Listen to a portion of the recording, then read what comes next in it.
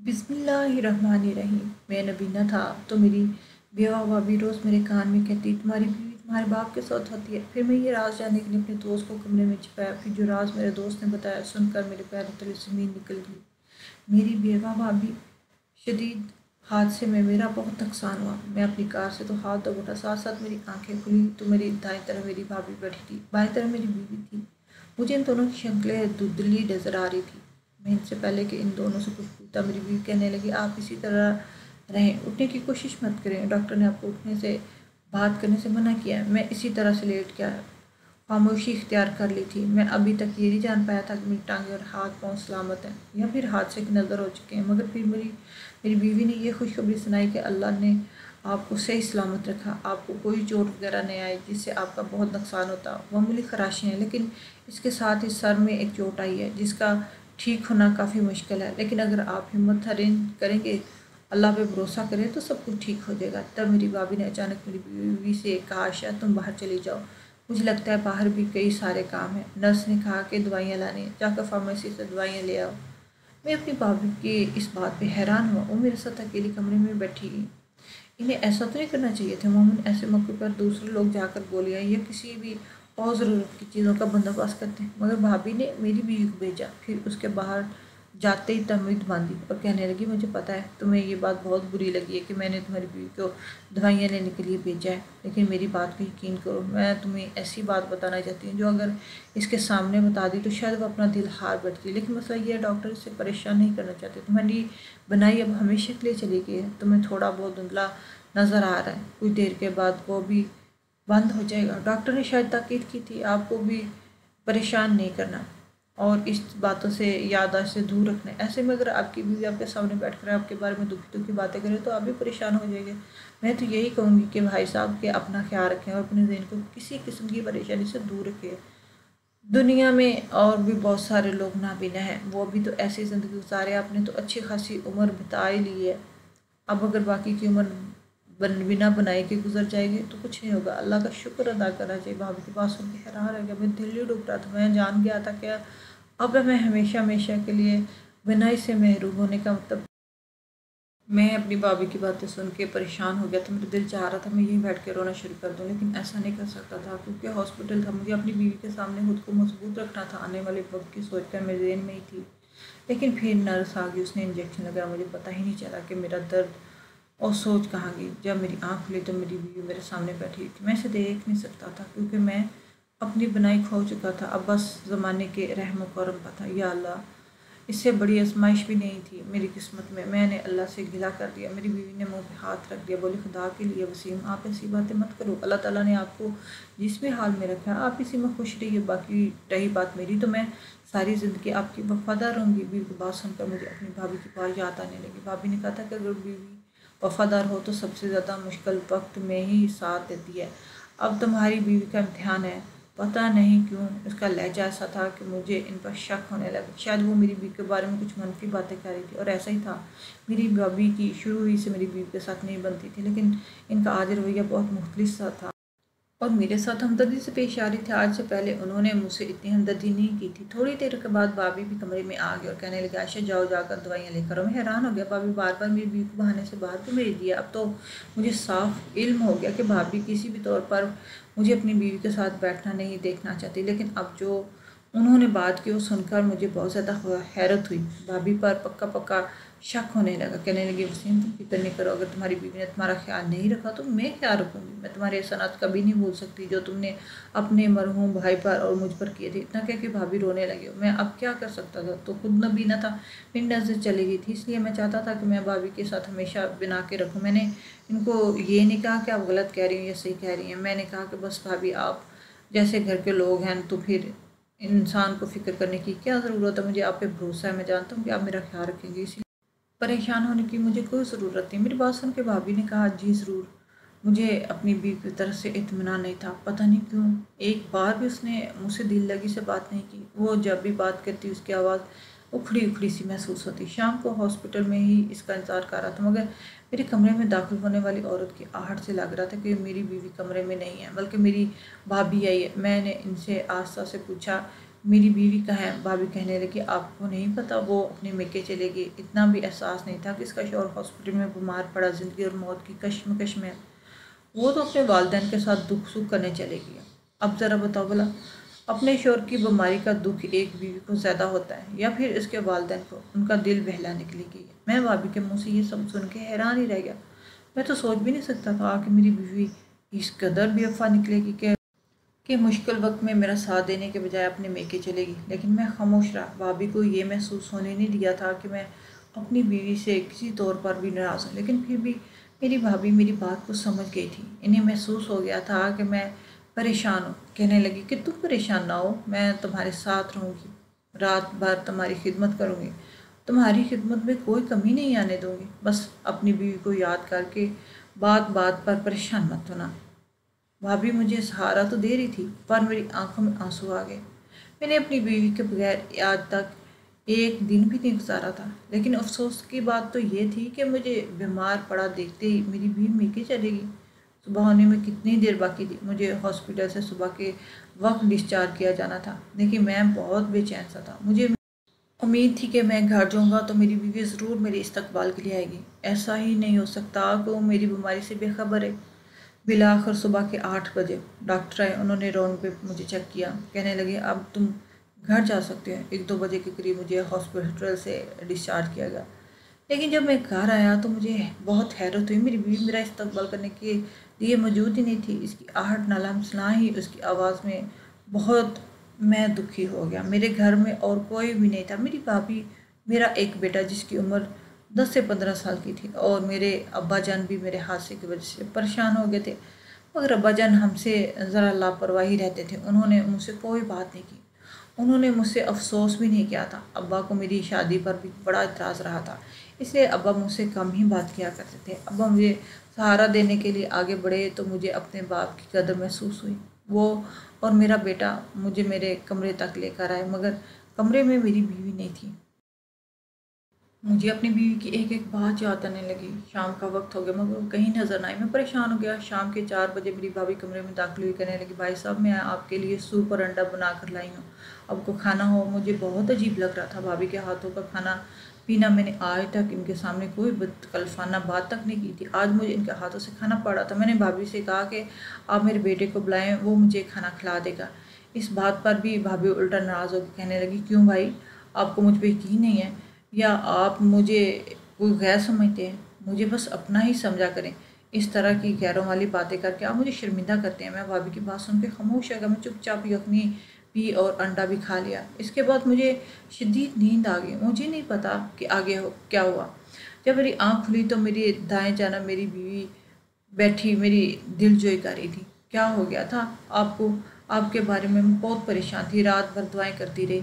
मैंने बीवी से गिला नहीं किया क्योंकि मैं नाबीना हो चुका था। बीवी से खामखा तल्लुकात बिगाड़ कर मैं अपनी रही सही मोहब्बत इसकी तवज्जो से भी हाथ धो बैठता, इसलिए मैं चुपचाप लेटा रहा, इसकी बातें सुनता रहा। चाहे वो सच बोल रही थी, झूठ बोल रही थी, लेकिन अब मुझे इस बात पे यकीन ही करना था। इसके अलावा मेरे पास और कोई चारा भी तो नहीं था। मेरी बीवी की आवाज़ मुझे अजीब सी परेशानी में थी और एक झिझक भी थी, जैसे वो मुझे कुछ बताना चाहती है लेकिन बता नहीं पा रही थी। मैंने इसे पूछा, क्या बात है? कहने लगी, बस आपकी बीमारी की वजह से परेशान। आप खामखा की बातें ज़हन में मत लाइएगा। मैं बिल्कुल ठीक हूँ। मेरी बीवी रात होने से पहले मेरे कमरे से चलेगी। रात का खाना मेरे कमरे में भाभी लेकर आई। मुझे इस वक्त हैरत हुई थी। भाभी ने मुझे तसल्ली दी। कहने लगी, भाई, आपको फ़िक्र करने की बिल्कुल भी ज़रूरत नहीं। मैं आपके लिए हर तरह का खाना बनाऊंगी और दवाई भी आपको मैं ही दिया करूंगी। अगर किसी चीज़ की फ़िक्र करते हैं तो सिर्फ एक ही करिएगा। भाभी का लहजा पूरा सरार था। क्या मतलब? भाभी, मैंने चौंक कर इनसे पूछा तो कहने लगी कि छोड़ें भाई, मैं बहुत परेशान हो जाती हूँ। कहीं बीमारी की हालत में आपको मज़ीद उलझा ना दो, वरना बातें तो बहुत हैं जो मैं आपको बता सकती हूँ, जिनकी आपको फ़िक्र भी करनी चाहिए। लेकिन इस हालत में आप क्या ही कर लेंगे? आप अपनी बीवी की फ़िक्र करेंगे या अपनी करेंगे? और वैसे भी अब तो आप बिस्तर पर ही पड़ गए हैं। आपकी बीवी कब तक आपका साथ देगी? हर कोई मेरे जैसा वफादार थोड़ी ना होता है कि आपके भाई को मरे हुए 10 साल हो गए, लेकिन मैं अभी तक इनके नाम पर ही बैठी हुई हूँ। भाभी की बात सुनकर मैं सख्त परेशान हुआ था। भाभी ने तो मुझे बताया, सही आखिर मसला क्या है? बात क्या है जो आप मुझसे छुपा रही हैं? आपको कम से कम इतना भरोसा करना चाहिए मुझ पर कि मैं दिल का मरीज़ नहीं हूँ। आंखें गई हैं मेरी, दिल कमज़ोर नहीं है मेरा। मैं अपनी बीवी के बारे में कोई बात भी सुनकर दिल का दौरा पड़ने से मर जाऊंगा। हाय अल्लाह, ऐसा ना करे भाभी। भाभी ने यकदम अपनी बात पर कहा। भाभी ने यकदम मेरी बात काट कर कहा था, क्यों ना कहूँ भाभी, बस मैं अब चारपाई पर ही पड़ा रहूँगा। मुझ में और एक मुर्दा शख्स में क्या फ़र्क रह गया? मेरी बात सुनकर भाभी कहने लगी, देखिए भैया, मैं ये बात आपको बताना तो नहीं चाहती थी क्योंकि आपकी हालत ही ऐसे, लेकिन क्या करूँ, घर के अंदर रहते हुए हालात भी तो देखने हैं ना। आपकी बीमारी के साथ साथ मुझे आपकी बीवी का ख्याल भी रखना पड़ रहा है। आप सीधी बात करें, मुझे उलझाए नहीं। खुदा के लिए मैं अब मज़ीद कोई परेशानी बर्दाश्त नहीं कर सकता भाई, इसलिए तो कह रही हूँ कि आप अपनी आंखें बंद कर ही रखें, क्योंकि आपकी बीवी ने वाकई आपको नबीना समझ लिया है। वो तो आपकी पीठ पीछे जो करती फिरी है ना, वो शायद ही अगर आप आंख वाले होते तो अच्छा है कि आप नबीना ही हैं। भाभी मुख्तलिफ बातें करी तो कभी खामोश हो जाती, कभी अधूरी बात छोड़ देती। भाभी आप मुझे बताएं तो मैं बेहतर तरीके से समझ सकूंगा। अगर मेरी बीवी वफादार नहीं रही तो मुझे भी इसे अपने निकाह में रखने की क्या ज़रूरत है? मैं इसे तलाक दे के फ़ारिग कर दूंगा। अगर मैं नबीना हूँ तो क्या हुआ, बेगैरत तो नहीं हूँ? मेरी बात सुनकर भाभी मेरे करीब आई, कहने लगी, दरअसल भाई साहब, बात क्या है कि आपकी बीवी का चाल चलन अब ठीक नहीं रहा। आजकल उसकी हरकतें ऐसी हो गई हैं जो नई नई सुहागनों की होती हैं। हर वक्त तैयार रहती है, लाल लिपस्टिक लगाए रखती है, लाल जोड़ा मटका कर फिरती रहती है जैसे इसकी नई नई शादी हो, और अपने शोर को दिखा रही हो। ये सुनकर मेरा दिल बुझ सा गया था, क्योंकि भाभी क्या मेरे हॉस्पिटल से आने के बाद इस पर कोई फ़र्क नहीं पड़ा। मेरे होते हुए तो वो सजती संवरती नहीं थी। मेरी बात सुनकर भाभी ने परेशानी से कहा, हाँ भाई, मैं भी यही सोच रही थी। आपके होते हुए इसने कभी सजना सवरना नहीं किया था, लेकिन जैसे ही आप बीमार हुए हैं वो लाल लिपस्टिक लगाती है और लाल जोड़ा पहन कर फिरती रहती है। अब तुम ही बताओ मैं क्या करूं? इसे तो चाहिए कि तुम्हारी खिदमत करे, खाना पकाए, लेकिन वो है अजीब औरत। मैं अपनी भाभी की बात सुनकर बहुत परेशान हो गया था, आंखों में आंसू आ गए थे। भाभी से कहा कि आप मेरी बीवी पर नज़र रखें, मुझे हर रोज़ इसकी हरकतों से आगाही करती रहा करें, ताकि मैं इसे कम से कम सवाल तो पूछ सकता हूँ। मेरी आंखें नहीं हैं तो मेरा मुंह तो है ना, ज़ुबान तो है ना, मैं इससे सवाल तो कर सकता हूँ। भाभी ने मुझे सख्ती से मना कर दिया कि मैं अपनी बीवी से इस बारे में कोई बात नहीं करूँ, वरना वो होशियार हो जाएगी और कोई भी ऐसी हरकत नहीं करेगी जिससे आपको इसके कारनामों का पता चल सके। मैंने कहा, ठीक है, आप जैसा कहेंगी मैं वैसा ही करूँगा। आप अपनी बीवी से इस बारे में कोई सवाल नहीं करूँगा। मुझे उम्मीद है कि वो अगला दिन मेरी बीवी नदामत में पछताते हुए मेरे पास आएगी, कहेगी कि मुझे माफ़ कर दो, मुझसे गलती होगी जो मैं आपकी परवाह नहीं कर सकी। लेकिन अब ऐसा नहीं हुआ था। आप मेरे साथ दोबारा से बातचीत करें, हम अपना तलक पहले से बना लेते हैं।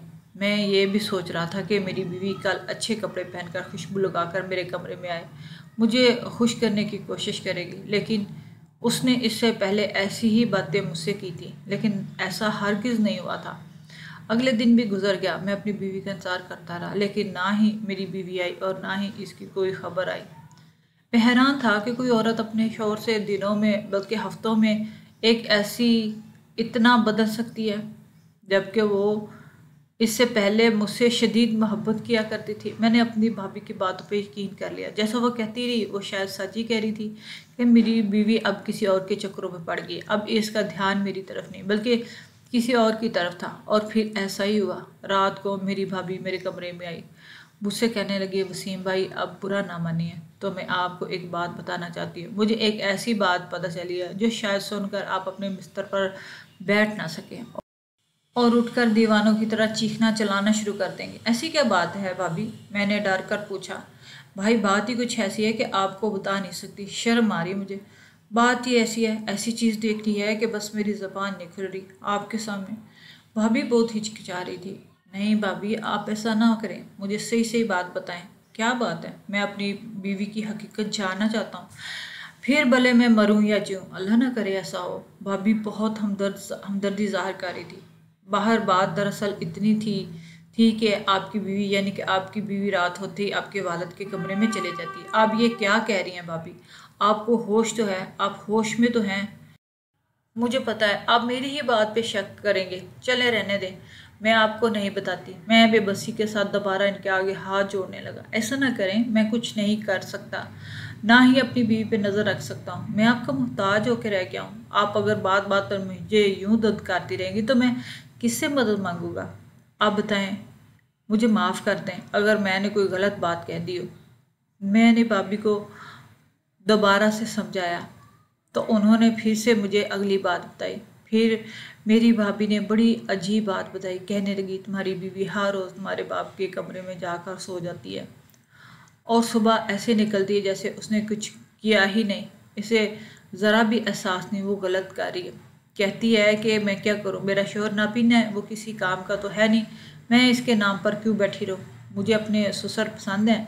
मैं हैरान हो गया। मुझे अपनी बीवी पर ना सही लेकिन अपने वालिद पर बेपनाह यकीन था। मैं ये बात अच्छी तरह से जानता था कि मेरी बीवी लाख बुरी सही, लेकिन मेरे अब्बा कभी ऐसा सोच भी नहीं सकते। मेरी भाभी ने जो बात की थी वो सिर्फ मेरी बीवी के बारे में नहीं, मेरे अब्बा जान के बारे में भी की थी, और ये बात मैं बर्दाश्त नहीं कर सकता था। और फिर मैंने अल्लाह से दुआ की, क्योंकि मेरे पास और कोई चारा नहीं था और कोई दूसरा रास्ता भी तो नहीं था। मैंने अल्लाह से दुआ की, ऐ अल्लाह, जो हकीकत है वो मेरे सामने ले आ। मैं नबीना हो गया हूँ, अपनी आंखों से दुनिया को नहीं दे सकता, बस तू ही है जो मेरी मदद कर सकता है। खुशकिस्मती से कुछ दिन मुझे हॉस्पिटल जाना पड़ा। वहाँ मेरी मुलाकात अपने एक पुराने दोस्त वाजिद से होगी।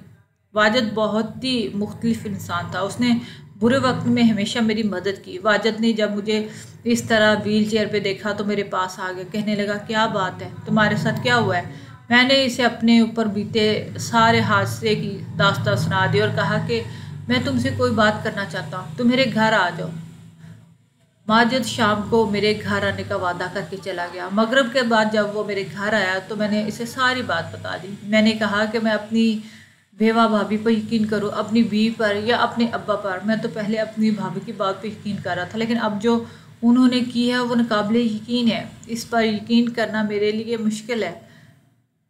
मैं किसी रिश्ते पर एतबार नहीं कर पाऊंगा। वो बहुत अजीब बात कर रही है। मेरा दोस्त ये कहने लगा कि तुम्हारी भाभी ने ये बात ज़रूर की, किसी वजह के तहत ही की होगी। बिला वजह कोई इतनी बड़ी बात नहीं करता। तुम अपने वालिद पे नज़र ना रखो, लेकिन अपनी बीवी पर ज़रूर नज़र रखो। मैं अपनी भाभी की इसी बात की वजह से इनसे पहली बात पर यकीन करने से कासर था। मैंने सोच लिया था कि मैं वाजिद पे इंसार करूँगा, इसी से कहूँगा कि वो मेरे घर पर है और मेरे घर वालों पर, यानी खुसूसन मेरी बीवी पर नज़र रखे। दोस्त ने मुझसे वादा किया वो 3 दिन मेरे घर पर रहेगा और 3 दिन मेरी बीवी पर नज़र रखेगा, और फिर 3 दिन बाद जो भी वो देखेगा वो सच सच मुझे बता देगा।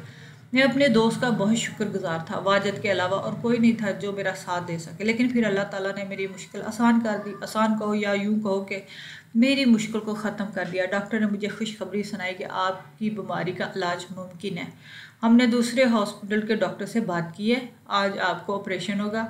अगर आप ये ऑपरेशन करवा लेते हैं तो बहुत बहुत सारे इम्कानात हैं कि आप दोबारा से ये दुनिया देखने के काबिल हो जाएंगे। शायद अल्लाह को मेरी बेबसी पे तरस आ गया और फिर मेरा ऑपरेशन कामयाब हो गया। ये एक मौजज़ा था जिस पर मैं यकीन ही नहीं कर सका। मैंने अपने रब का लाख लाख शुक्र अदा किया। लेकिन ऑपरेशन से पहले वाजिद ने जब मुझे ये एक बात कही कि दोस्त, अगर तुम अपनी ज़िंदगी में सुकून चाहते हो ना, सच देखना चाहते हो, तो अपने घर में इस बात का इजहार मत करना कि तुम्हारी आंखें तुम्हें दोबारा मिल गई हैं, बल्कि तुम दोबारा से अंधे नाबीना बनकर घर रहना।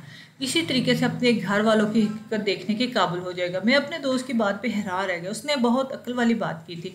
मेरे दिल में फैसला कर चुका था और वो पक्का फैसला था कि मैं अपने घर वालों की इस बारे में आगाह नहीं करूँगा। इस खुशखबरी का मैंने किसी को नहीं बताया। मैं और वाजिद 18 घंटे हॉस्पिटल में गुजारने के बाद जब घर पहुँचे तो मैं बिल्कुल नाबीनों की तरह घर में दाखिल हुआ, लेकिन मुझे सब कुछ नज़र आ रहा था। मैं अपनी बीवी की हालत देखकर हैरान रह गया। वो तो परेशान थी। उसने सफ़ेद रंग का लिबास पहना हुआ था और वो बहुत मायूस परेशान लग रही थी। मैंने देखा वो मसल्ले पर बैठी कुरान पाक पढ़कर मेरे लिए दुआएं मांग रही थी। मैं अपनी बीवी का ये रूप देख कर हैरान रह गया। तभी तो मैंने देखा कि भाभी की नज़र मुझ पर पड़ी। उनकी आंखों में चमक आ गई। फ़ौरन मेरे पास आई और बगैर बोले मुझे अंदर कमरे में लेगी। कहने लगी, तुम्हारी बीवी पता नहीं कहाँ बैठी है, अय्याशियाँ कर रही होगी।